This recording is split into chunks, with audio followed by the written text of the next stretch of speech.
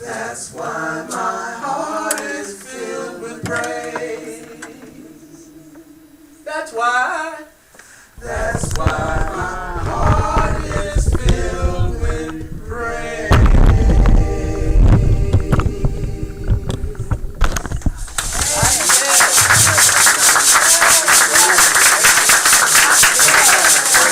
For those who don't know her, that's Sister Linda Johnson. And she's the former teacher at Elmer.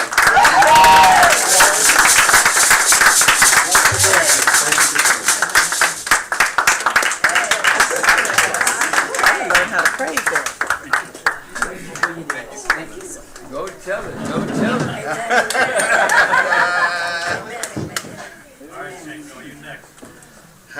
Okay. All right, Shango, what you gonna do? In a minute. In a minute. It's on you. So what you gonna do? Go ahead, brother. The Holy Ghost gonna Sister move. Linda, I know that wasn't the music you were expecting. I hope it's okay. Everything is in divine order. Yes. That was the music I was expecting. Thank you so much. Okay, we have come. I'm looking at you. You're not there. We have come to that time in our service at Wose that we call our historical tribute. It's a time that we take out each and every Sunday to pay honor, to pay homage, to pay tribute to some not necessarily famous, but significant person, place, or event in our history, in African history. And we do it because we know that if we don't take the time to honor ourselves, we won't be. And if we don't take, and if we don't take the time to, if we don't remember us, we will be forgotten. We don't remember our significance. So this morning I'm bringing a lovely sister to the microphone. She's been with us for a while. This is her second historical trip. So please welcome Sister Lenise.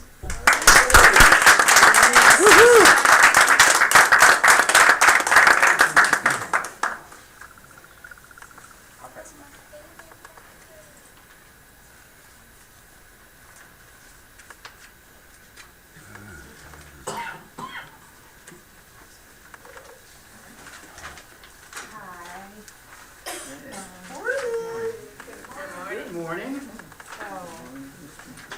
It's hard for me to put things on the shelf. I haven't heard from my daughter all morning, and I'm really excited about my grandson's birthday. So I'm kind of emotional right now. Anyway, I want to do a historical tribute on Zora Neale Hurston. And so the thing that really attracted me to her was like her pictures. And because she seemed so, her pictures looked so fiery, she looked so independent, so passionate, so ahead of her time. Yes. And once I started kind of reading the book, the first one I read was Their Eyes Were Watching God. Well, I've only read two, but anyway, that one was I really like the black vernacular. I really like it, and it's just kind of lyrical and stuff. So anyway, she wrote 4 novels. Their Eyes Were Watching God, Jonas Lord by Moses, Men of the Mountain, and Seraph on the Suwannee. And then she wrote 2 books of folklore, Mules and Men and Tell My House. And then she did an anthology, and it's called Dust Tracks on a Road. She did over 50 short stories, essays, and plays. She was one of the most widely acclaimed black female writers in the years between 1925 and 1945. Oprah Winfrey and Quincy Jones actually bought the rights to Their Eyes Were Watching God. And I don't know if they produced that movie. I didn't see it. But they did buy the rights, and I'm wondering who they bought the rights from. Probably some white folks. Recently at Yale, there are 17 courses where they used that book, Their Eyes Were Watching God. And it's really strange that, like, I don't know, it really bothers me when a lot of African Americans like die and like they don't become famous like until after their death, and like so many other people like, you know, profit from their work. Speak true. So when she was alive, she never got royalties over $900 for any of her work. Wow. And so now it's like, you know, people are just like getting rich, you know, really profiting from her genius. So she was born in Alabama in 1891, and when she was 3, her family moved to Eatonville, Florida, and most of her books kind of the setting is Eatonville, Florida. That Eatonville was the first black incorporated township in the United States. And so she was like, it was all black city. The mayors, the government, the stores, the churches, everything was run and operated by African Americans. She was one of 8 children, and they lived in a 5-bedroom house on she was one of 8 children. They lived in an 8-room house on 5 acres of land. Her father was a pastor, and also he was a mayor. So if you ever read the book Jonas Gordvine, you'll see, I kind of think like the man John was kind of similar to her dad. So her mom died, and her father remarried right afterwards, and she like almost beat this woman to death. The woman, I think that her father was like having affairs with women the whole time. So anyway, he married this woman shortly after, and they shipped her off to boarding school, and then they stopped paying for boarding school. And so she stopped going to school. Well, when she was 26 years old, that's when she decided to finish high school. So she told them that she was 10 years younger, and throughout her life, she kept that age, you know, that 10 years younger than she really was. So she never, you know, she never used her real age. Sounds about right. A bunch of sisters. 11 aunties, or 9 aunties. Anyway, was taken off a decade, you know. yeah, she never added the years back. They do too. So she said that she was 16. She graduated from high school, and then she went on to Howard, and then she went on to Barnard, and that's where she got a degree in anthropology. And she went on to later on she went on to Columbia to start working on a PhD. She started collecting folklores and throughout the South, in Jamaica, Haiti, and Bermuda. She loved listening to and transcribing black folk tales and myths. She was a very, very busy woman. This is like over a 3-year period, some of the things that she did from 1932 to 1934. She wrote and staged a theatrical review for Broadway. She produced a concert program of African American music. She wrote Fiery Furnace. She published The Gilded Sixpence. She published 6 essays in an anthology called Negro, someone else's anthology. She also established a School of Arts at Bethune Cookman based on pure Negro expression. She published Jonas Gordvine that year, and it was the book of the month. And she did another play called Singing Still, which was produced in Chicago. And in 1934, she began studying for a PhD in anthology at Columbia University. She wrote in the Black vernacular. On the second page, I see some people might not have the second page, but on the second page it shows like They're examples, definition, and translations of Black vernacular from Jonah's Gourdvine. I really enjoy reading her stories, and both their eyes were watching God and Jonah's Gourdvine. The vernacular is really lyrical. The characters and stories are exciting. The language flows. Her narrative voice is easy to follow. Her use of storytelling feels really familiar to me. And I also think that her characters are realistic and spirited and earthy. The speech patterns are easy to, for me, like the speech patterns or the way she writes is really easy to follow because my parents spoke like that, my grandparents spoke like that, and my relatives in the South spoke like that. And then I'm 55, and I haven't subtracted 10 years. But, you know, and I used to speak like that, and sometimes still do. I've got to do that.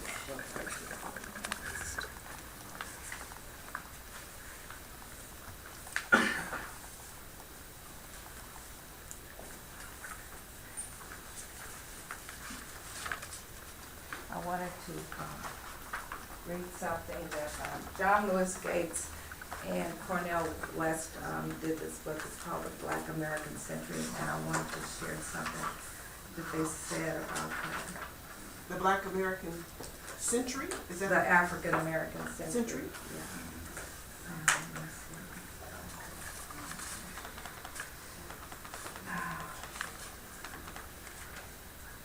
You're doing beautiful. Thank you.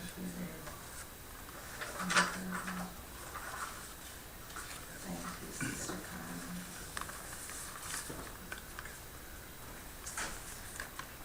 So we're right here, they said, Hurston succeeds in shaping a language where so many of her predecessors failed, and in creating a point of view directed at her Black readers rather than to an imagined white readership. Almost never do we feel Hurston's hand on our shoulder as we read her texts. Given the historical prominence that propaganda has necessarily been accorded in the Black formal arts, this is no mean achievement. Hurston was the first novelist to demonstrate the potential of the African American vernacular to serve as a complex language of narration. All right now. So the sad part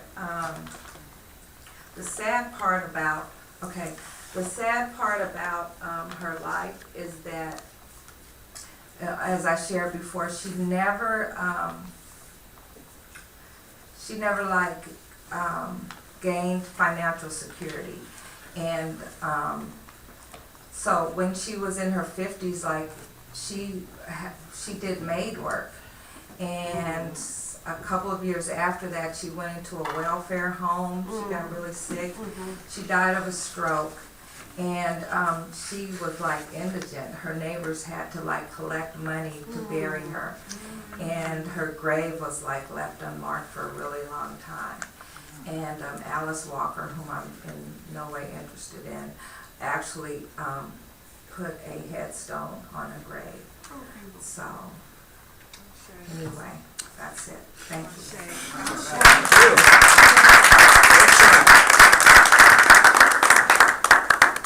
Excellent. Thank you. Good job.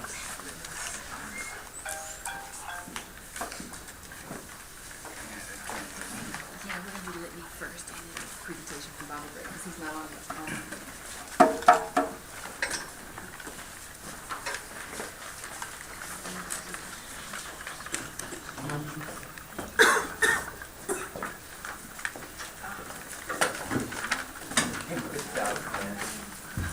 So we've come to the time in our service for our litany, and you will, Whoops. Too hot. Turn that down. No, that's me.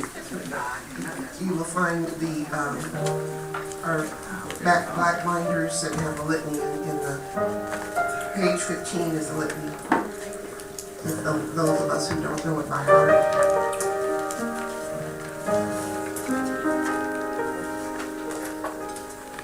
I'm going to start out by reading from the Hosea, page 70, passage 8, and that's in the book of February. But prepare yourselves to make your donations. It all adds up well. So, page 70, number 8. Do not take lightly a small thing, lest you suffer from it.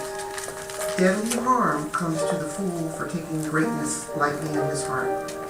Likewise, harm comes to a great person for taking smallness lightly. It is God who gives the wise the discerning heart in order that they may pray, that they may have appropriate respect. One who fears all harm avoids all harm. Do not take lightly a small illness for which there is a remedy. Take the remedy. A small snake has poison. A small river has its dangers. A small fire should be feared. A small document has great benefit. A small cord binds. A small truth defends its owner. A small lie causes trouble for one who tells it. A little food gives health to one who has it. A little saving leads to wealth.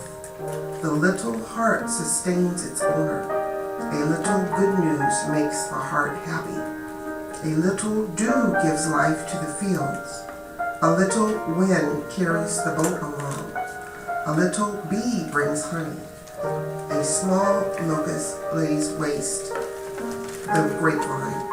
A small wrong leads toward death, and a small good deed is not hidden from God. Thus, many are the small things that deserve respect. So let us stand and recite the litany, and candles will be lit by Kara. As we start, save us, O Holy One, by your name. Vindicate us by your might.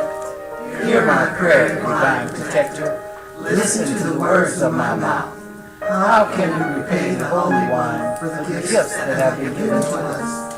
We will lift up the cup of salvation and call upon the God of our ancestors. We will fulfill our vows to our Creator in the presence of all our people. Gladly we bring our sacrifice to you. We will praise your name, O Lord God, for it is good. Umoja, unity. We shall strive to maintain unity in the family, community, nation, and race. Kujachalia, self-determination. We shall define, name, create, and speak for ourselves. Ujima, collective work and responsibility. We shall build and maintain our communities together. Our brothers and sisters' problems shall be ours to solve together. Ujama, cooperative economics. Together we shall build and maintain our own businesses and together profit from them. Nia, purpose. We shall make our collective vocation the building and developing of our community and the restoration of our people to our traditional greatness. Kuumba, creativity. We shall do as much as we can, in any way we can, to leave our community more beautiful and beneficial than when we inherited it. Faith. We shall all believe with all our hearts in our God, our people, and the righteousness and victory of our souls. Amen. So the kneeling pads will be placed. So anyone who wants to come and kneel, please do so. And continue to pray at your seats, wherever you are in our lovely sanctuary. Come and participate. Bring your hearts. Leave things that you need to leave here. Whatever you need to leave here, leave that burden here. Bring it and give it up to Ra.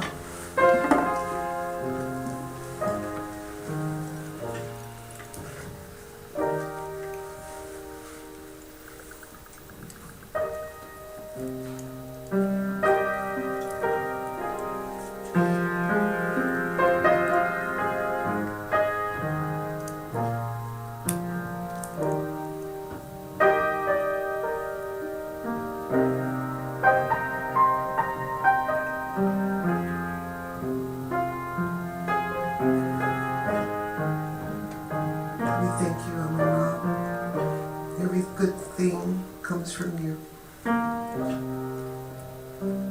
Let's not forget that ever. Every good thing comes from you. Let's not take for granted this community, the people in it, those that bring all their energy, that contribute their time, their talent. We're going through a growth phase under law, and we want to thank you for this growth phase because we know it will take us to the next phase. Every little thing adds to the whole picture. And we're looking toward the future. There's a saying by Bessie Hodge about life being like a slot machine, and the coins that you put in are working ideas. So unlike the Vegas slot machine, you can influence the chances of winning when we put our energy into this community. When we put our money and our time, we can influence what goes on here. Casinos, people put money in and keep on putting money in and hoping that there will be a payout. And so often there isn't a payout. We've got to keep trying till all the cherries line up here. Until every cherry lines up here. We have to keep on trying. We have to continue to sing that song, keep on trying. Because that's what our ancestors did. They didn't give up. They kept on moving forward in spite of. And so when we just give up because we don't like how things turn out or somebody says something the wrong way to us, that's not respectful of our ancestors at all. That's not what we're about. So we thank you, Mother, Father, God, Creator God. We thank you for everything. And we thank you for this life and for this community and for our Sacramento community. We continue to grow in gratitude every day, every week, every hour. We thank you. Amen. Ashe.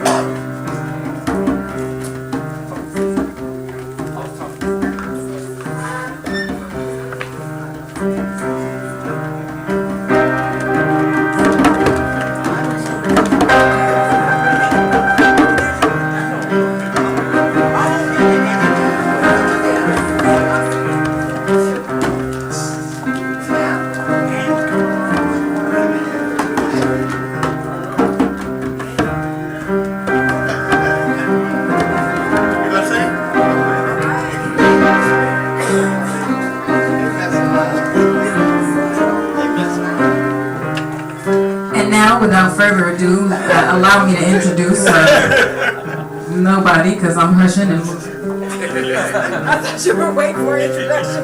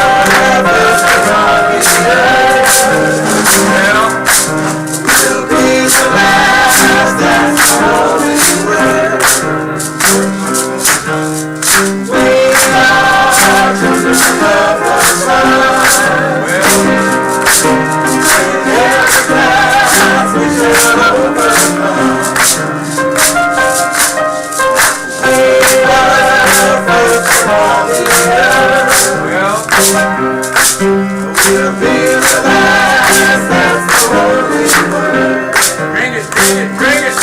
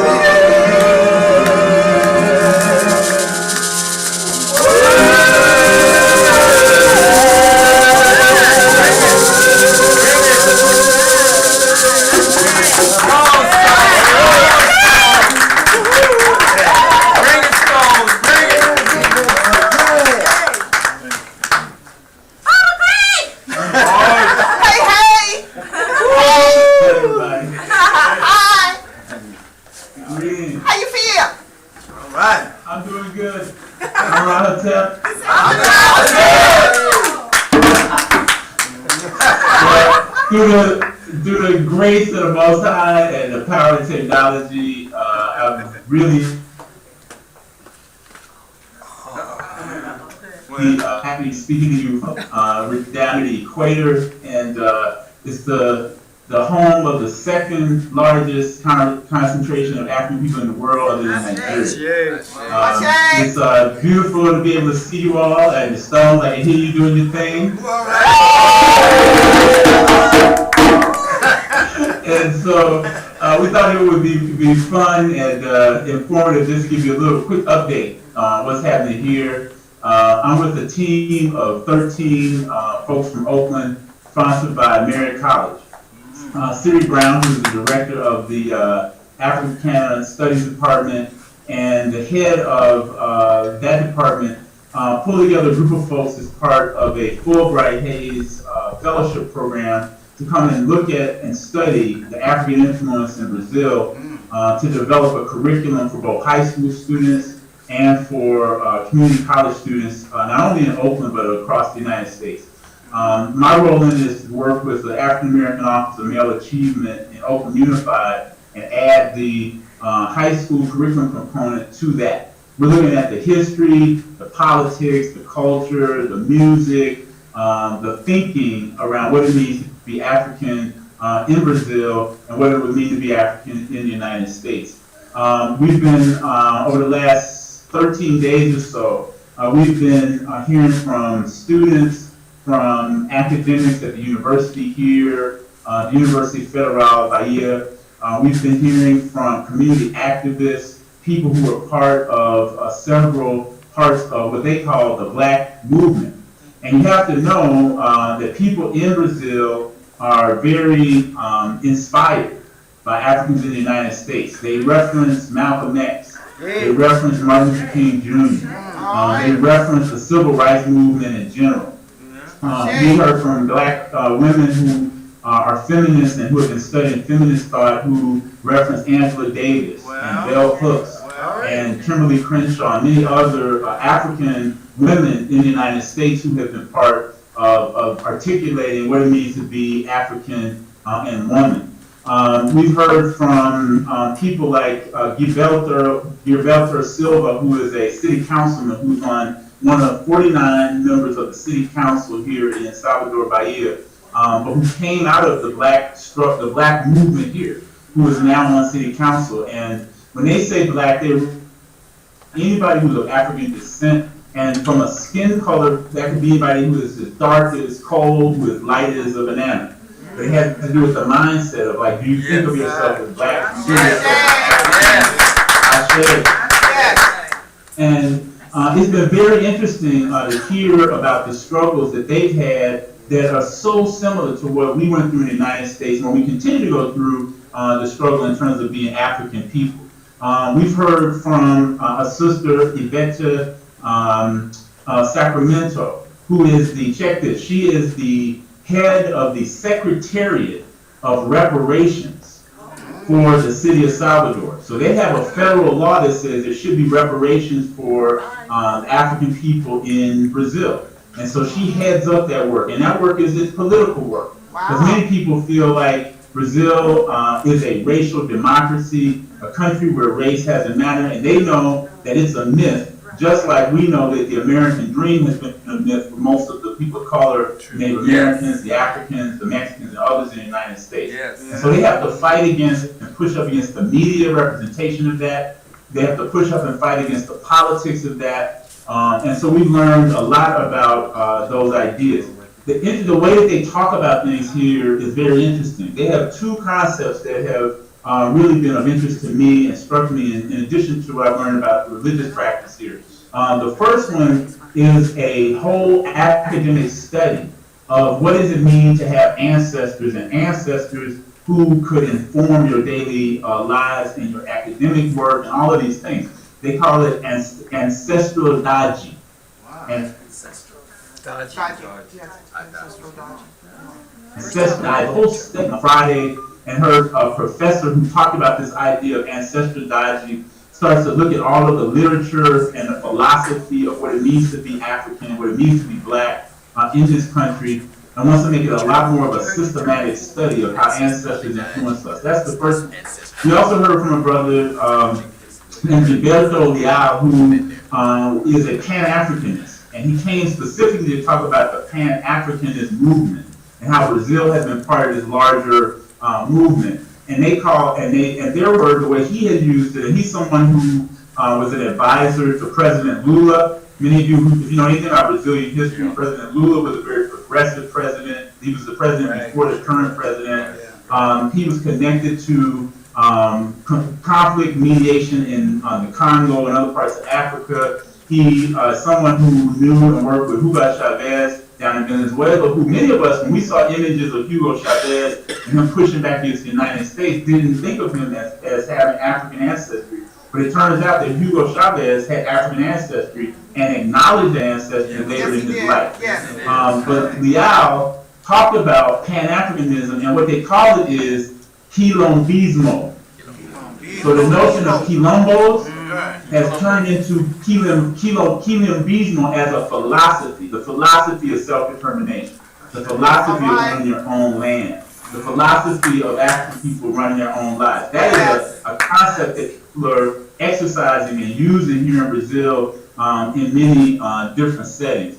They have many of the same challenges that black people have in the United States they have here. Their children aren't getting the kind of educations that they want, so they're very interested. The very first presentation I saw was as part of a conference, and they talked about from Ile Aye, which is a cultural institution that started here in the 70s, and I talked to them about Ile Omode, institution in this little town of Oakland, California.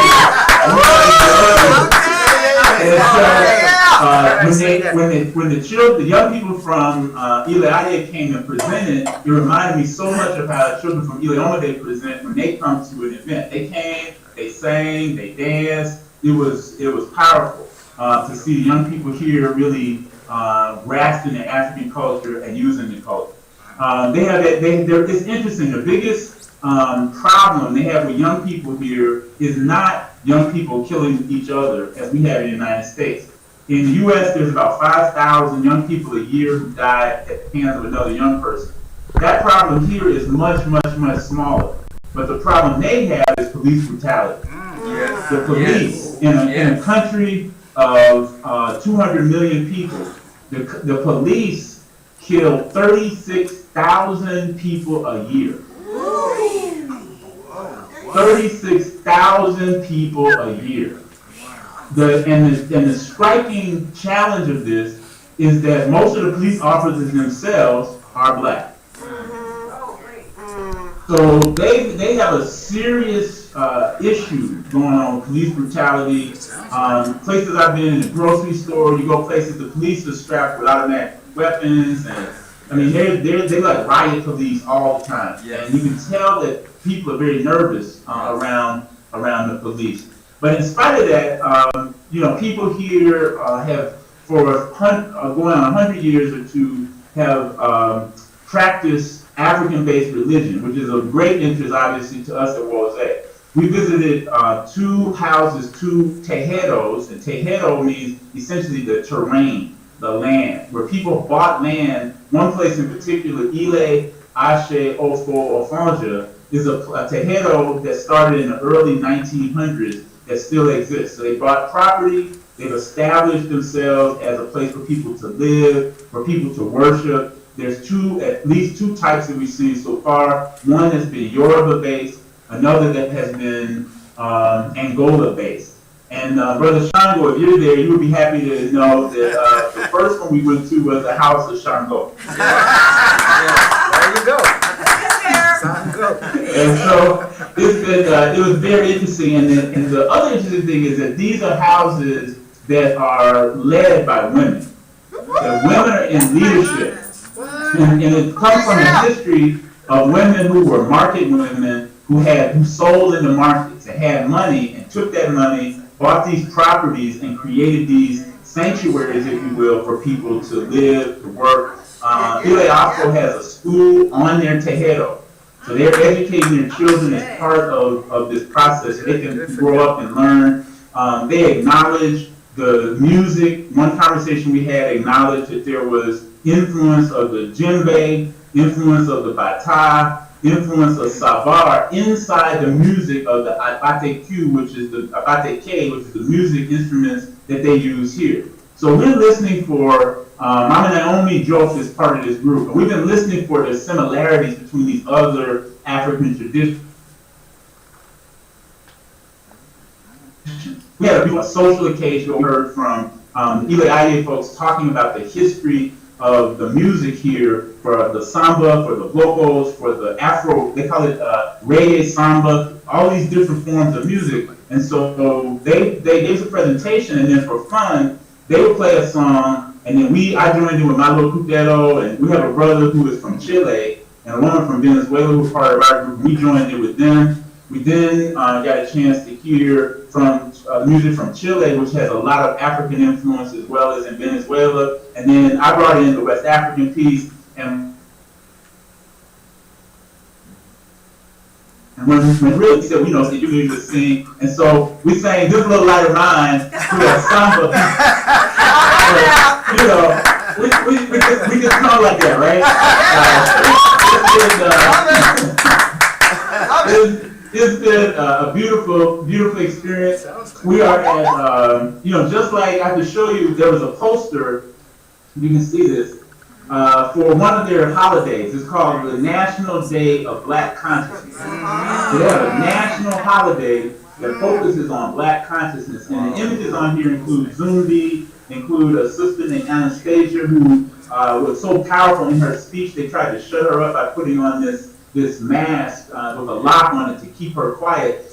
But you can't hold down African people. That's right. So the interesting part about all of this is that, and something we should be conscious of, and I'll close with this, there have been there's a serious sort of spiritual religious war going on here for the hearts and minds of the people. The evangelical fundamentalist extremists, is what I would call them, who are pushing Christianity, are trying to push the candomblé and the teeros and the other African traditional religions out of Brazil. This the same political dynamics of the Tea Party, Michelle Bachmann, Ted Cruz, all these reactionary white folks who in the name of false Christianity are saying that that the African religions are pagan and African religions are Come on.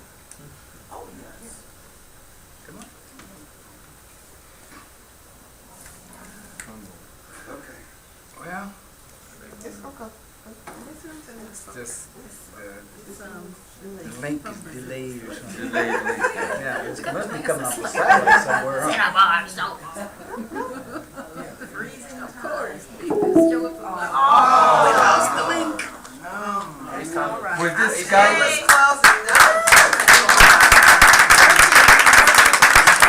Good job, y'all.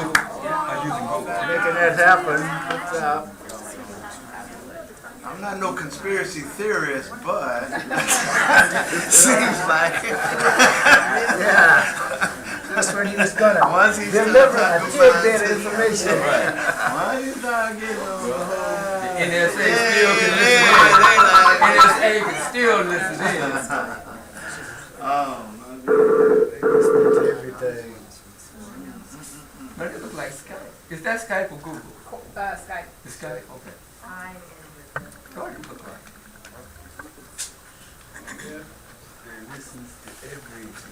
Oh, yeah. Yeah, it looks like his connection's rough. you gotta turn it on, Baba. Okay, he might have disconnected it. Yeah, NSA said that's enough. That's Okay, so we've had I think, a great morning so far this morning. Yes. Yes. We've had dance, we've had music, we've had drumming. We've heard from our brother, scholar, Minister Greg. And now we are going to hear from our resident historian and scholar, primary researcher, and community worker. He spends a lot of time walking in Africa, Ethiopia, Sudan, Kemet, of course, and now he's coming to bring us some of the results of his research and the benefit of his knowledge. So let's welcome back to our microphone our Professor Maynard Ampim.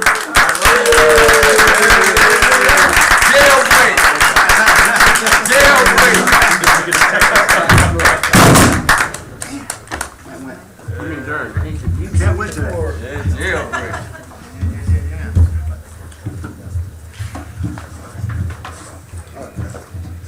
There you go, Professor. He doesn't need the right mic. When he talks loud, he don't need a mic. He doesn't need a mic. You don't need a mic. He talks loud. Good morning, Wose. Good morning. Okay, I'm glad to be here this morning to really share with you some thoughts I have about some of the work that I've been doing. But I first just want to give honor to those that have passed on and joined the spirit world this year, particularly more recently. So we never know when our time is coming. So I want to respect those who have passed on. I want to share with you some work that I've been doing that you're probably not familiar with. And it involves this book that Wose chose 30 years ago as one of his canons, and that's Stolen Legacy. This is one of the 4 books that Wose initially chose as a cornerstone text to help to understand African philosophy and African wisdom. And so most of you are familiar with Stolen Legacy, but I wanted to share this with you, this particular book, because I wrote a new introduction to Stolen Legacy, and this is published by African Diaspora Press. And so I just got some copies in the mail. This was probably last year, but Stolen Legacy and deals with stolen African philosophy, which is now claimed to be Greek philosophy. So African Diaspora Press, I just want to mention to you how I actually met the publisher. I was at a conference a few years ago of the Association for the Study of African American Life and History, and I saw a contingent of people from Morgan State University, where I had matriculated. I did undergraduate and graduate work at Morgan State in Baltimore. So one of the brothers that I was speaking to, Professor Perry Kiles, was telling me that he was teaching a course entitled the African Diaspora Course. And I said, it's very interesting. So he was telling me that he always tells the students that, you know what, you need to really respect those who help put these kind of courses in the curriculum at Merit. And he tells them this all the time. I said, so I told him, tell me more about the course that you're teaching. He had no idea that when he was telling me about the African Diaspora course that he's teaching, it was proudly teaching and telling the students that they need to know about it, that I'm the one that actually led a petition drive back in April of 1985 to make the African Diaspora course a requirement for all students who matriculated at Morgan State University. So I informed him of that background. And he had no idea who I was. He was just telling me what he was passionate about. And I told him, and I stayed up all night on April the 22nd, 1985 to put together a petition to make African history a requirement at Morgan State University. And we got over 2,000 signatures in about 10 days. And I learned the entire structure of Morgan State University, how you had to sit on committees, who you need to argue with, who you need to argue for, and who you need to stay away from, who you need to embrace as allies. And I was telling him the whole story. So later on, he told me that he was really tired of academic life in the ivory tower, and he wanted to publish. The next thing I know, he asked if I would write an introduction for Stolen Legacy, because he's published a number of books. So I just want to share with you the introduction of what I wrote in Stolen Legacy, because when I was looking at this classic work, and it certainly is a classic work written in 1954, I looked, and what was interesting is there's two different camps regarding Stolen Legacy. There are those that praise it as one of the great books in the mid-20th century, and it is that. It's a small but a critical book that looks at African philosophy that was stolen and misnamed Greek philosophy. Then on the other end are those detractors of George G.M. James, the author of Stolen Legacy, who claim that most of what he writes has nothing to do with historical facts. There's nothing more than fantasy to claim that what the Greeks gave to the world, they got it from Africans. And so I wanted to write not just a book to praise James's work, because it's certainly a critical text in the mid-20th century, and not simply address some of the wild comments that you'll find online, particularly on Amazon. If you go, there's been different publishers that have republished Stolen Legacy, but not to just respond to that, but really give a scholarly critique of the book, because there's no real scholarly analysis of Stolen Legacy that's been published. Either they praise the work of George G.M. James or they detract from it. So I just want to share with you some of the things I wrote in the introduction. And if you're not familiar with George G.M. James, he was born in South America. And by the way, most of his background is not known. The dates and details are not known. There's been no biography written about James. But we know that he was from Guyana in South America. He then went to England to do work there in England, and then came to the U.S. where he taught mathematics, Latin, and Greek in the U.S. at the University of Arkansas at Pine Bluff. And that's where James was when he wrote his classic work, Stolen Legacy. Wow. And when he wrote the book in 1954, the same year, under mysterious circumstances, suddenly George G.M. James is dead. What? So nobody knows the specific details, but one of his students, the great Dr. Yosef Ben Jochanan, says that what James reveals in his book is really secret or unpublished information known only to initiates. So when he was visiting his family members, George G.M. James in Nashville, Tennessee, he's found dead. He never made it to see those relatives. So Dr. Ben believes that some people who were afraid of James revealing this information to the public, that it shouldn't be allowed to remain on the earth, so they So, and Dr. Yosef Ben Jochannan mentions this in his pamphlet called In Pursuit of George G.M. James.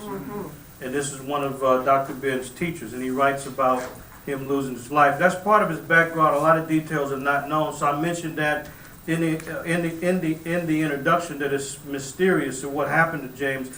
But his main contention is that that mainstream Western ideas is really the foundation of it is Greek thought, Greek ideas, Greek so-called philosophy, and George G.M. James challenged that. He contends that this hegemony, that all intellectual thought goes back to the Greeks, and they, through some immaculate conception, created this philosophy. Says that there's no immaculate conception, that there's an African foundation that they tapped into, borrowed from, stole, and then renamed under the package of Greek philosophy. And this is what George G.M. James' main contention is. So he challenges the Greek miracle in a way that others haven't challenged this fantastic story about the Greeks out of nowhere, without any precedent, without any teachers, without any schools or books. All of a sudden they know all these things about the world just like that. So he challenged it. So then this is what James writes as the aim of his book, Stolen Legacy. He said it's to show that the true authors of Greek philosophy were not the Greeks, but were the people of North Africa, commonly called the Egyptians. And the praise and honor falsely given to the Greeks for centuries belonged to the people of North Africa, and therefore the African continent. Consequently, this theft of the African legacy by the Greeks led to the erroneous world opinion that the African continent has made no contribution to civilization and that its people are naturally backward. This is the misrepresentation that has become the basis of race prejudice, which has affected all people of color. And this is what he says in his introduction. Now here's some of the main points of James's book, and I outline this to give the reader a background of what James actually argues. First thing he mentions is this, that is African philosophy in Kemet, so-called Egypt, that this is really the foundation of what was later called the philosophy of those among the Greeks. He also mentions that Greek philosophy was actually alien to the Greeks, that they were, that the conditions of life were not tenable to create great philosophy and great philosophers, because the time from Thales to Aristotle, from about the 640 to about 322 before the Common Era, this 300-year period, the Greeks were fighting with each other and against the Persians. So you're not going to develop any great science and philosophy in periods of war. Just like you would never expect any great scientists to come out of Lebanon or Palestine, so-called Israel, or South Sudan. You're not going to find that because the conditions don't allow it. It makes sense. Everything has to be put in what we call historical context. And that's what the great James has done. And that's one of his main points, that the environment was unsuitable for the flowering of Greek philosophy as it's presented to the public. Another comment by the great work of James is that this period of so-called Greek Enlightenment was twofold. It's when the Persians invaded under Cambyses in 525 before the Common Era, because when the Persians invaded, they then invaded Kemet, or so-called Egypt. When they invaded, they opened up immigration and allowed the Greeks and others and Persians and others to migrate in freely into Kemet for the very first time. That opened them up to knowledge that they didn't have before. He says that's one source of this so-called enlightenment, and the other source is when Alexander of Macedon, I didn't say Alexander the Great, but when Alexander of Macedon came in, the goal was to collect all of the books, all the manuscripts throughout Kemet, and form one not only major museum but a central library. And that allowed the Greeks to now study for the first time under African priests, African philosophers. And so this is very important to know that before that, the Greeks didn't know anything. All right. And didn't claim to know anything. Another main point of James is that Greek science started in the shadows of prisons. So so-called Greek philosophers were put in prison or killed because their ideas, they were teaching foreign ideas to the youth, corrupting the youth, as they said. And so, which we know to be a fact. Also, another point by the great George G.M. James is that even in Athens, this is where the philosophers were persecuted because they were said to be bringing foreign teachings to the youth. Why? Because these in fact were foreign teachings. He also mentions that the authorship of the individual doctrines is extremely doubtful. Aristotle, Socrates, Plato, it's all doubtful. It is just made up biographies. No one knows their early background. Who are their teachers? How could someone teach something that there's no precedent for them to have learned? So they have no teachers, no books, no libraries, no tradition, but all of a sudden they're teaching the world about something that they could not have known. And James points this out. Yeah, he busted it. He busted them up. So doubtful authorship. He also mentions that the chronologies don't add up. These are fake and made up chronologies, fake pedigrees. To try to make it seem like one teacher led to another person's learning. It makes no sense. So no one agrees on their chronology because of records from Thales and Pythagoras and Heraclitus and others. All we can do is guess and speculate.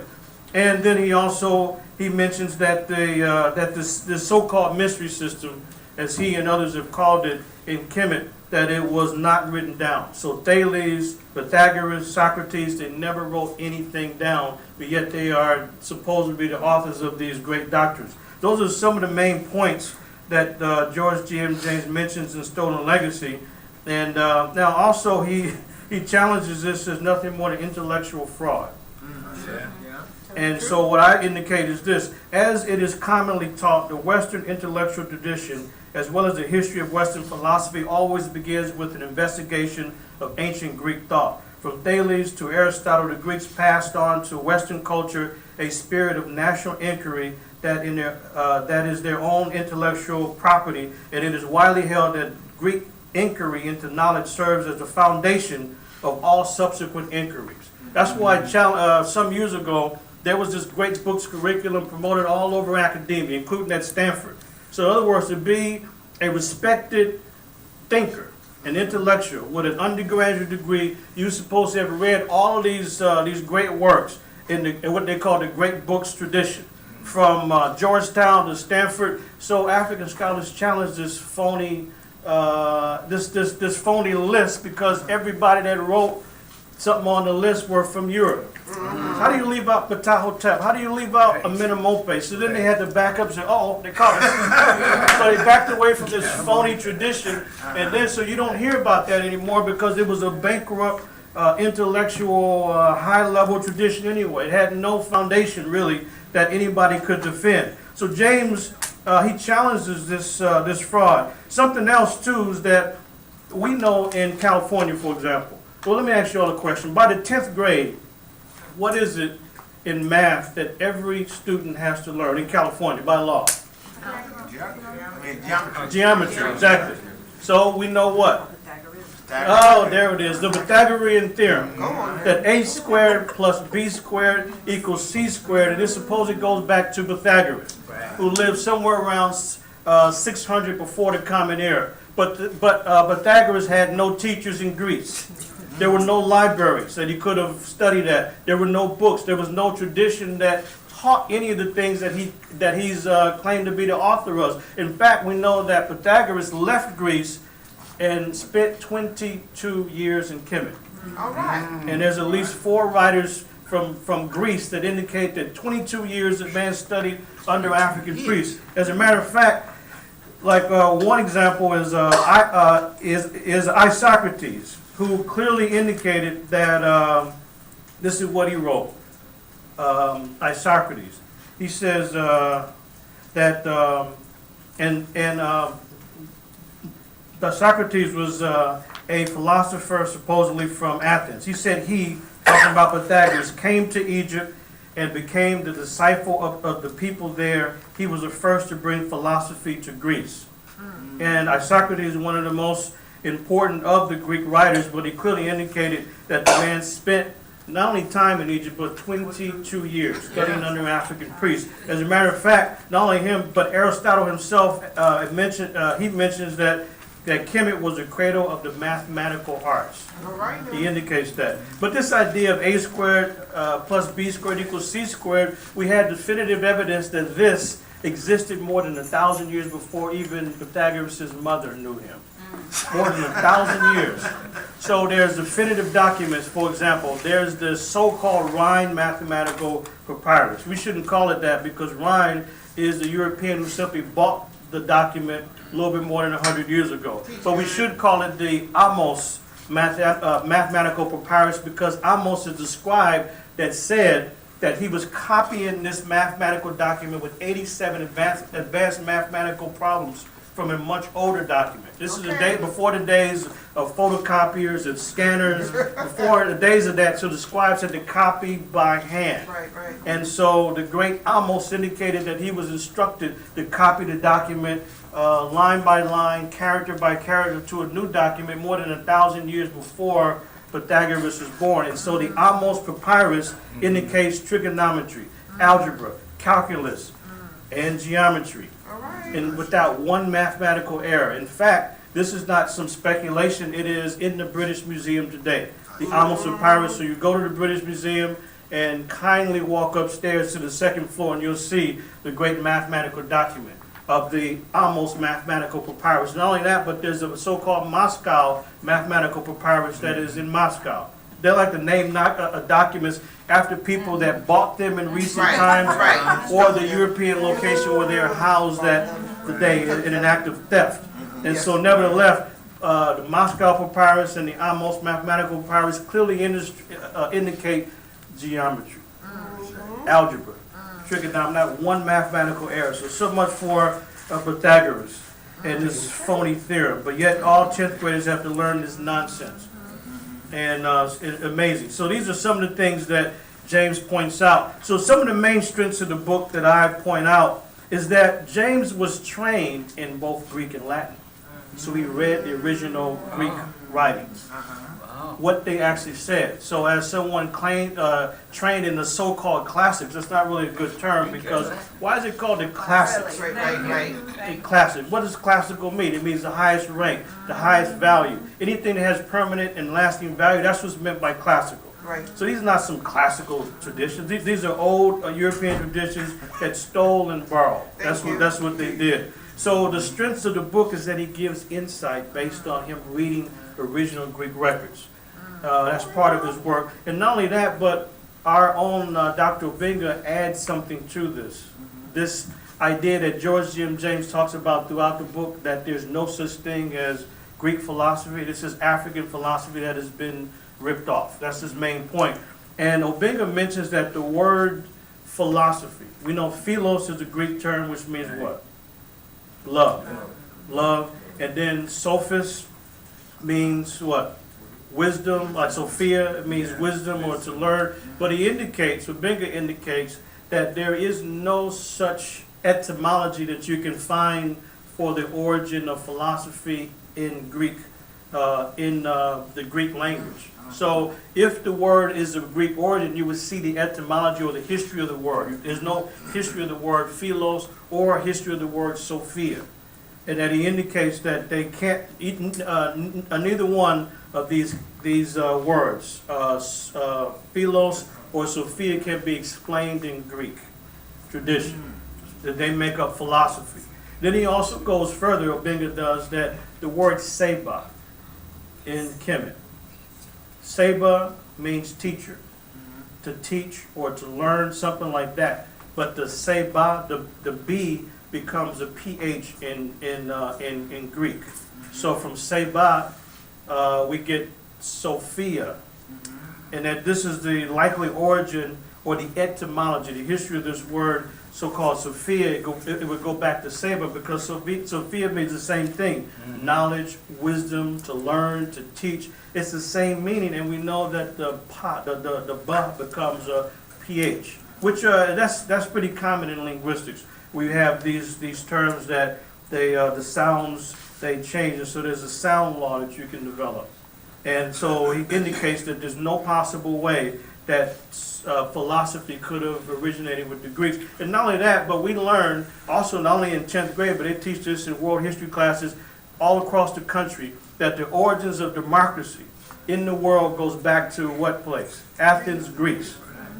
This is what we're told. And yet, in Athens, to show you that democracy, a government of the people, for the people, by the people, could not have originated in Greece, is the fact that only 10% of the people in Greece were considered citizens. 10%.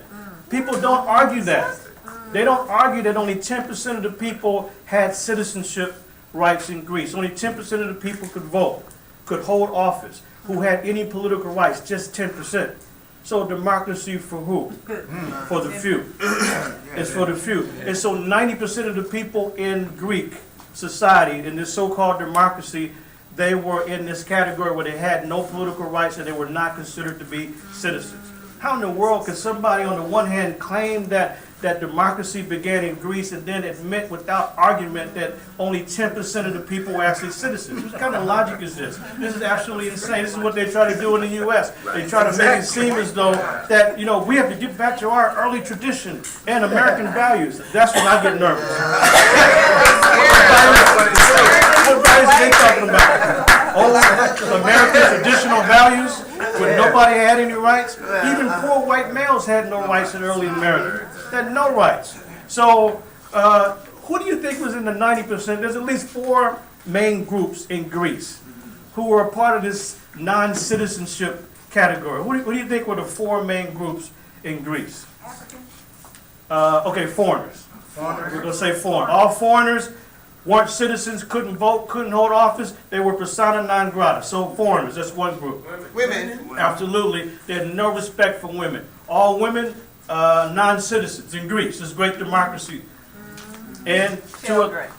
Depends on which family the children came from. So we got women, we got foreigners. Plebeians.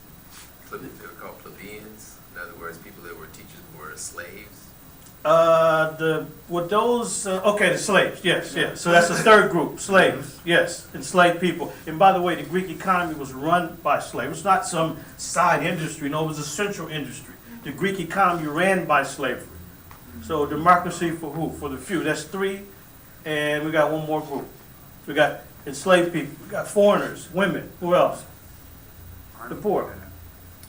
The poor. So the democracy is for the white male elite in Greece, as it was in England, as it was in the U.S. In fact, people like Thomas Jefferson and others, what they argued in this country, similar to those politicians in Greece, is that they didn't think they should extend the vote. And by the way, voting is a fundamental aspect of citizenship. It is it is agreed upon to be the most fundamental aspect of citizenship is the right to vote.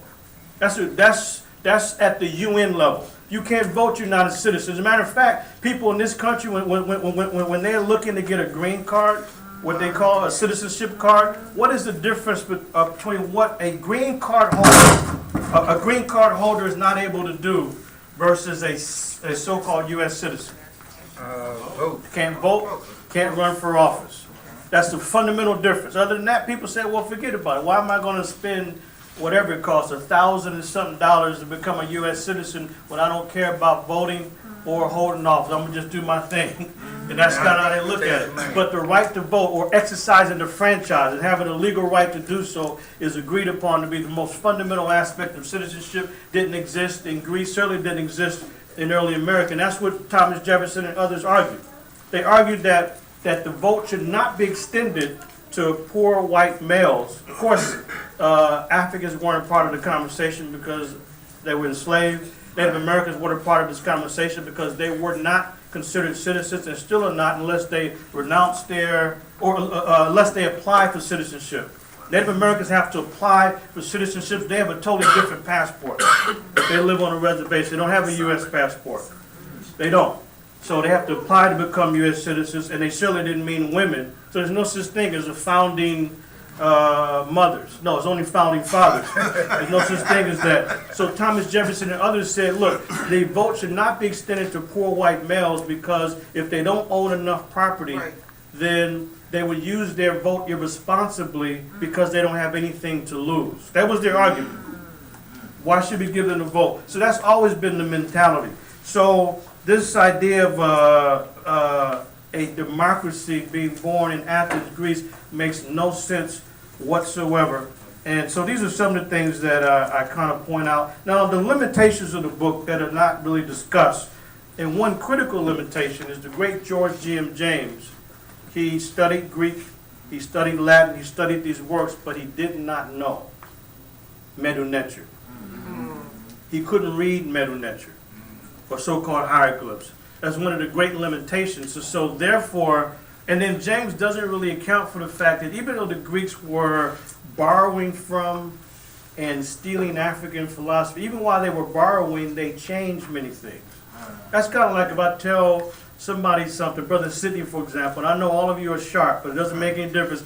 If he didn't tell his brother, say, go, and it goes around the room, we know that story is going to change dramatically.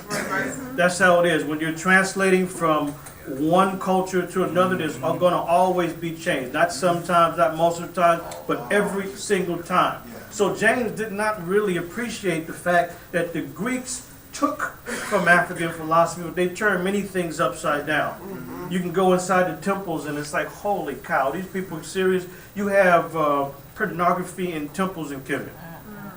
And so even in the text of Herodotus, even then, at about 500 BC, more than 2,500 years ago, even in his text, Herodotus is recording that when the Persians came in, the question is, why are you all copulating in the temple? What was the Persian response? Well, we see birds doing it. And since we see birds copulating in the temple, then we can do it. What kind of mentality is this? This is some bird brain philosophy. How's somebody going to do something like that? So the Persians thought that way, but the Greeks took it to a level of pornography. And one of the guides had pointed something out. It's really hard to see at the Philae temple. You actually see some freak Greek groping a set, literally groping her. It's supposed to be a ritual, a ceremony in the temple, and he got carried away. And it went overboard. But anyway, so the Greeks changed some things. I mean, even when you look at the principles of art, the principle, this is all about math and geometry, because they can take a figure that you can look straight on, or you can see it from a profile view, but it's the mathematical knowledge of the angles of the body and what hand they're using, the foot and all of that. But the Greeks changed everything around, because you see a lot of rituals where now you have a person with two left hands or two right hands. In fact, those hands are so clumsy and crude and incompetent, they look like large gloves and they look phony. So it's kind of a joke when I take people to see these things, to show how spiritual art has become carnal based representation. It's hard to even call it art.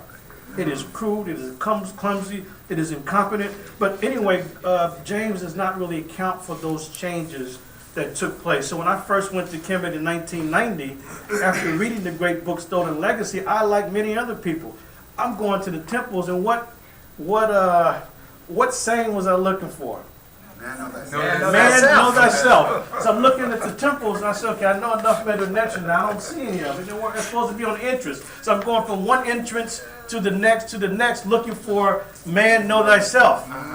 That's okay. Maybe it was scrubbed out at this temple. Let me go to the next temple and look for it. And I'm looking, there's nothing there. So, okay, maybe it's a bad day. So I go from day after day, temple after temple, and it's not written on any temple, this idea of man, know thyself, and it was never there on any temple. This is the Greeks, this is Socrates. This is the Greeks changing African philosophy and writing about these things, and the great James, not knowing Medu Neter, can only go by what these people masquerading as philosophers are saying in their writings. So it's kind of funny. So when I take groups, or when people go to Kemet and come back, they say, Professor, I didn't see the phrase man, know thyself. I said, because it's not there. It was never there. So one of the limitations of the book is that James did not read Medu Neter, and he just didn't account for the fact that they changed things. In other words, he did not do primary research on with the Kemet documents. He did firsthand research dealing with the Greek writings, because he can read in the original Latin and Greek, but he's then going by their changes as if they're factual information that you find in Medu Neter, which you don't. So those are some limitations that should be accounted for. But one last thing, I guess, so I mentioned that in the book. We should only be balanced. Just to praise a book without critical assessment is not realistic. run around crazy. No, we need to take a look. So that's one limitation. And one of the things that the critics say about George G.M. James, one of the main things they do, and it's really a phony argument, they take this one issue and say, you see here, he's wrong, so therefore everything he says is going to be thrown out. So no, not so fast, critics. So here's the issue, is that George G.M. James makes an incredible contention.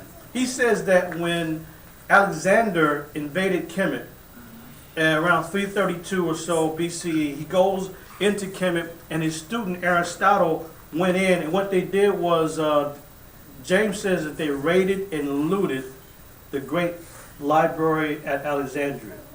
That they looted, they raided, and they burned the library. Critics say that, well, wait a minute. There was no evidence of a library. How could people raid and burn a structure that was not there? And so they did say, you know what? This is evidence that everything James wrote has no value. So I said, well, let's take a look at this Alexandrian library, which had at least 700,000 manuscripts that were burned. And in fact, that structure was rebuilt. It was rebuilt I don't think it's been 10 years ago. It's this fantastic structure now with a lot of manuscripts. But during the time of Alexander, when he takes over the country, the list or the group of Ptolemies became rulers in Kemet. And Ptolemy the First is the one responsible for building this large museum and library. And so we know that. And so people say, well, if Ptolemy built the library, and this is the first time that there's evidence of a library and a research center, how in the world could Greeks have destroyed something that doesn't seem to be there? But I said, well, let's take a look at this further. True, there's no evidence, direct evidence of a structure in place or any references to a library in Alexandria by the people in Kemet. So we know that there's no direct evidence of it. However, when we look further, we see that, guess what? There's no evidence whatsoever of any library, not one public library in all of Greece. Not one until they invade Kemet. Even in Athens, supposed to be dedicated to Athena, this goddess of wisdom, but yet not one library. Not one.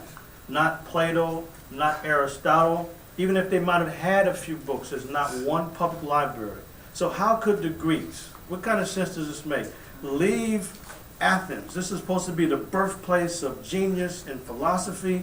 They leave their homeland and then go to Kemet and build a library structure in a foreign land that they didn't build at home. It makes no sense whatsoever.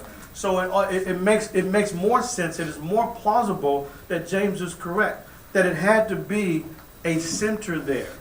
Because why would the Greeks certainly create a center at Alexandria and build an intellectual center with manuscripts and libraries where they collected all these manuscripts from temples throughout Kemet? Because in temples were where the manuscripts were kept. But to collect all these documents and build a great research center, why would they do that when there's no tradition, no evidence whatsoever that they did that in Greece? So, and even during the classical era, with all these great philosophers, not one public library in the history of Greece. Not one. The first one, Alexandria. So Alexander of Macedon created the city of Alexandria. And he creates the city of Alexandria. They create the library and they collect tons of documents and they put them at that library. And as Alexander said, his goal was to make that a center where not only people throughout Kemet but throughout the world would come and learn. And his goal was not just to collect manuscripts from throughout Kemet, but throughout the ancient world. He says that. But why would that take place in a foreign land and not in the homeland? It makes no sense. People don't leave their homeland and then suddenly build a structure and create processes that they don't first start at home. So one library, one public library in Athens, not one. Not one philosopher, not one person ever developed one. So James makes a lot of sense when he indicates that Plato's academy, even dedicated to Athena, but yet not one public library. Aristotle, not one public library. In fact, the first two public libraries was the so-called Greeks created was the one in Alexandria, and the second one was the Pergamon, which is in modern Turkey. Why that? Because they raided the areas that the Persians had conquered. So notice this. So the Greeks, they fight the people in Kemet, they take over the land, they create a library. They fight the Persians, they take over the land, they create a library. They created libraries where there were already intellectual centers, but there's not one at home. This is absolutely preposterous.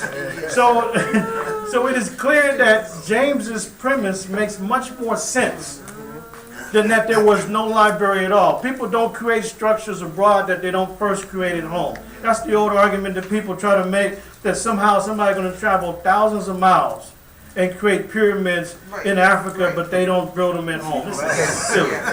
You've got to tell people to shut up and stop insulting our intelligence. So these are some of the things that people try to present as untenable and incorrect in James's premise, but to me, if I look at the preponderance of the evidence, the bulk of the evidence is in favor of James's premise, that there was a library there at Alexandria, that there was an intellectual center in the region, even if the city itself was newly created by the Greeks. Doesn't make any difference, but this clearly is an African land. And so that's something to keep in mind. Now, one last thing I point out, the aim of the book. George G.M. James, The Stolen Legacy, he was a little bit naive. This is what he says.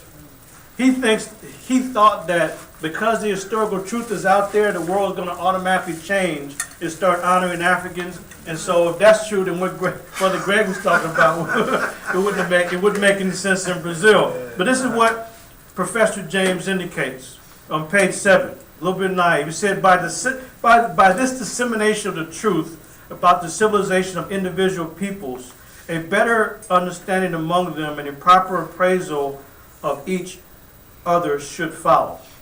He thought people would just be open and honest, and then they would reassess other groups. I'm sorry, brother. We really we miscalculated your abilities. And now that I have this new data, I now respect you. No, it don't work that way. It never did. And I've said that information alone does not transform behavior. It never has, and it never will. Information alone is not going to move anybody. Now, the other thing that the great James did, he miscalculated. He really miscalculated the depth of the entrenched interest in terms of the white intellectual and political forces. This is what James writes. He says, look, I'm happy to be able to bring this information to the attention of the world so that all races and creeds might know the truth and free themselves from those prejudices which have corrupted human relations. He miscalculated, to say the least. 1954 to today, half a century, more things change, more they stay the same. And so, and finally, one thing I think James was correct about, he said the new information would help to free black people, African people from an inferiority complex. I think that took place, if it wasn't in the 60s with the Say It Loud, I'm Black and I'm Proud, the Black Power movement, certainly with the African-centered movement in the 80s where we challenged this silly, outdated, old curriculum. So he was correct in that point. But the bottom line is, despite his naivety in one area or another, and maybe him not reading original sources, his basic premise is correct.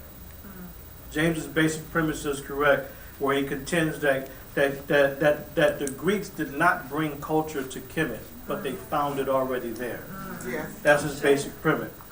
And now they've been given credit for something that they could not have created. That's pretty much what some of the main points that I make in the introduction, because we really have to critique works like this, and we have to get past the first level of just praising. Knowing that the critics, they want to condemn the book, they want to burn the book. Somebody obviously took the man's life. And I think as scholars and others who have this book, we should at least do our diligence to honor James by looking at what contributions he made, as well as anything that we can contribute to make it a more effective work. So that's what I wanted to share with you, and hotel.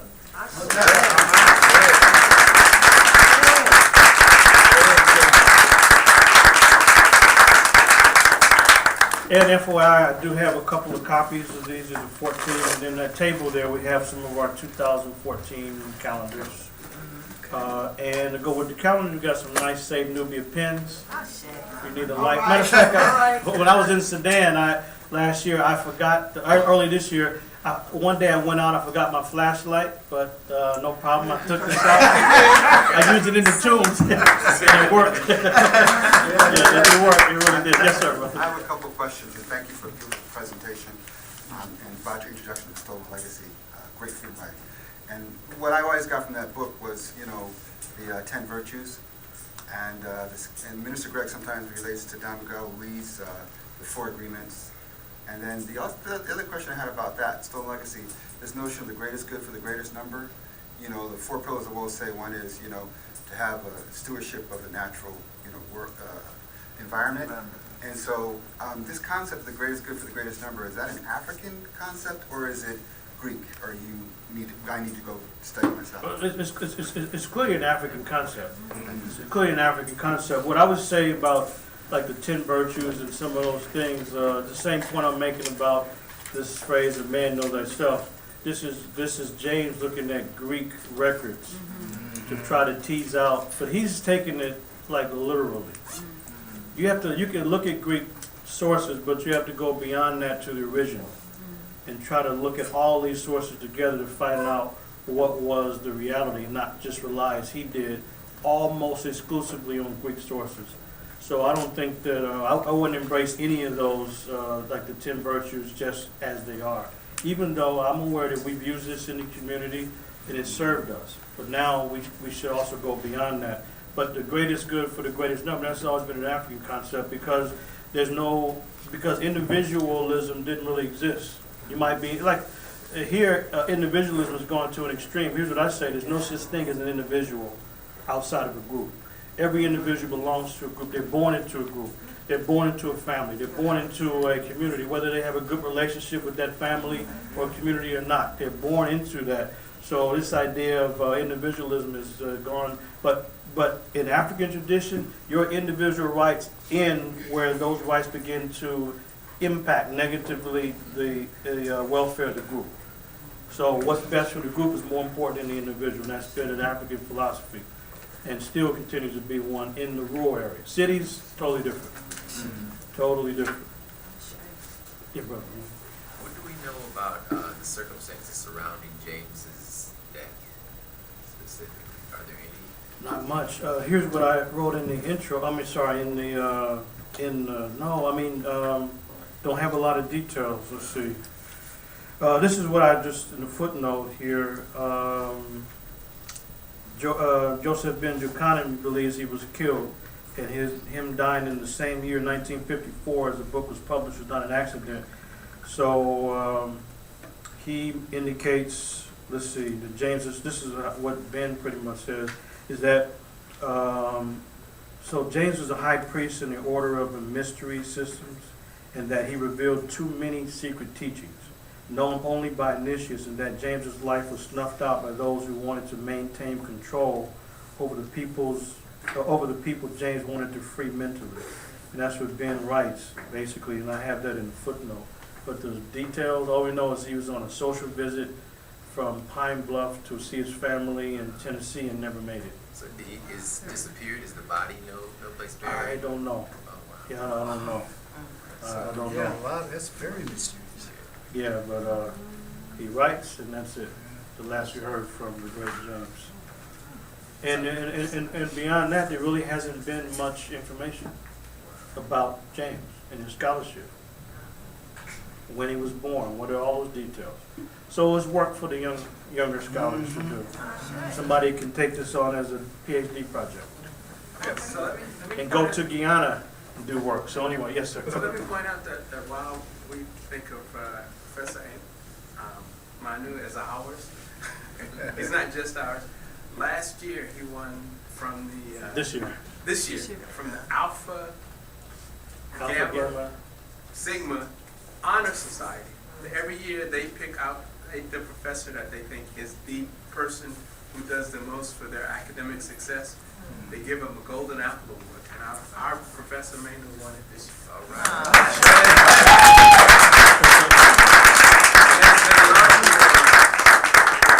Yeah, I was surprised when I got that. Not that but I was surprised only because, I'm just surprised. Somebody sent me a text. Somebody sent me a text and said I won, but I thought she was saying that she had won it. So I texted her back, said congratulations. And for some reason, about an hour or two later, I looked at it and I said, oh shit, I won. Well, congratulations. I appreciate that. Okay. So today we honor George Jim James. All right, everyone. Let's give Brother Manu another round of applause. And as you can see, is made up of hard workers and scholars and leaders. We cannot do what we do and be who we are without people. So this is the time in our service when we invite folks who may want to join us in our work to do so.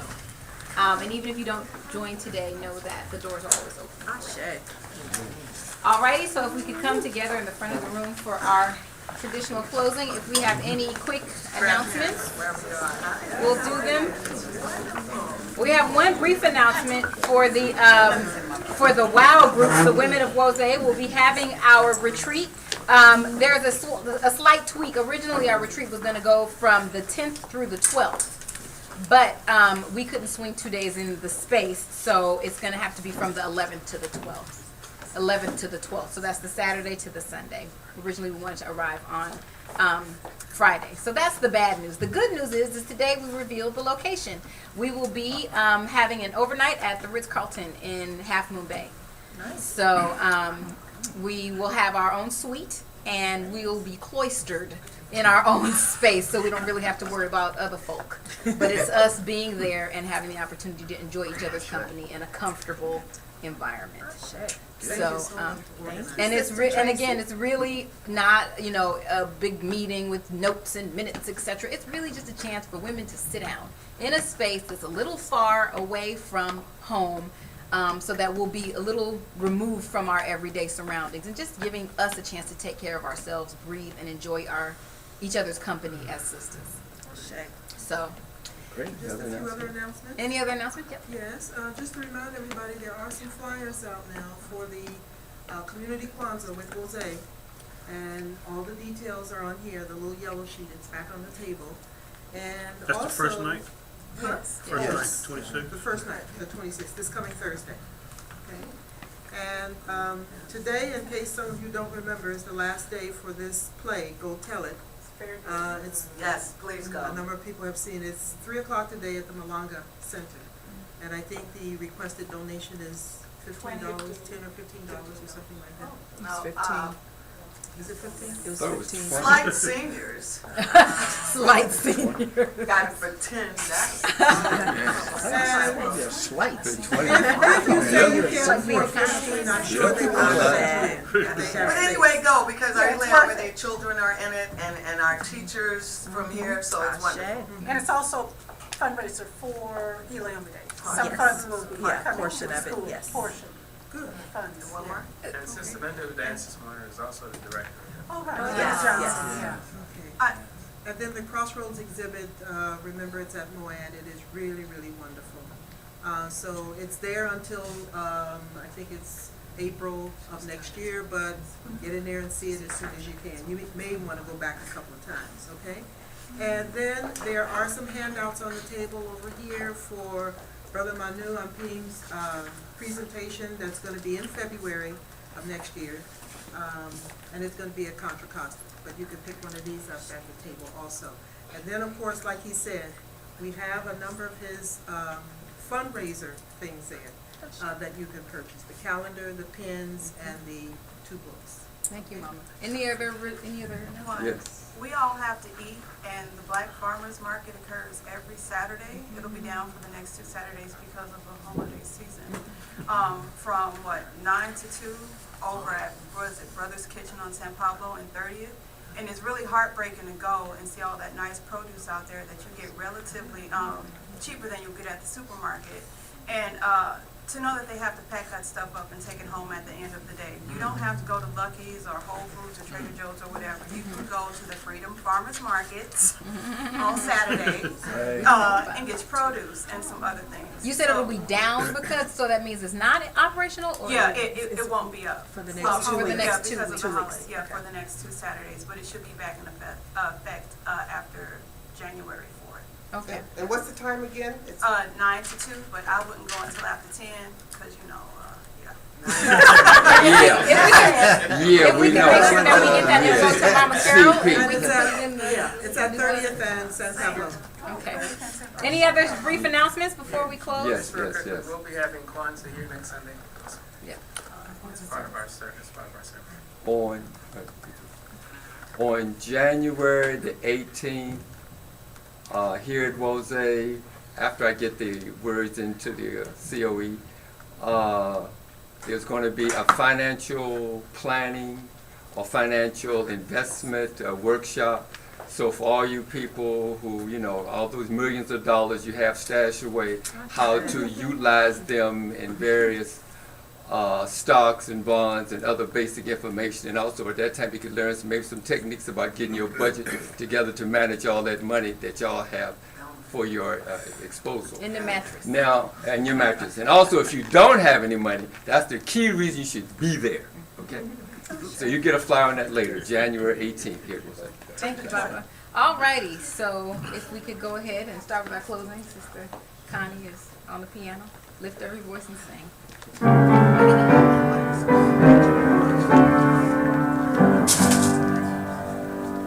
Lift every voice and sing till earth and heaven ring with the harmony of liberty. Let our rejoicing rise high as the misty skies. Let it resound loud as the pouring sea. Sing a song full of the faith that the darkness has taught us. Sing a song full of the hope that the present has brought us. Praising the rising sun of our new day begun. Let us march on till victory.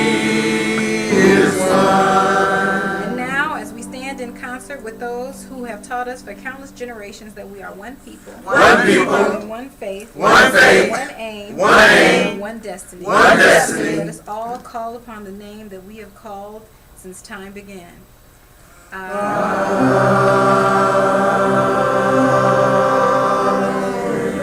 You are the most beautiful people on the face of this earth. Yes, we are.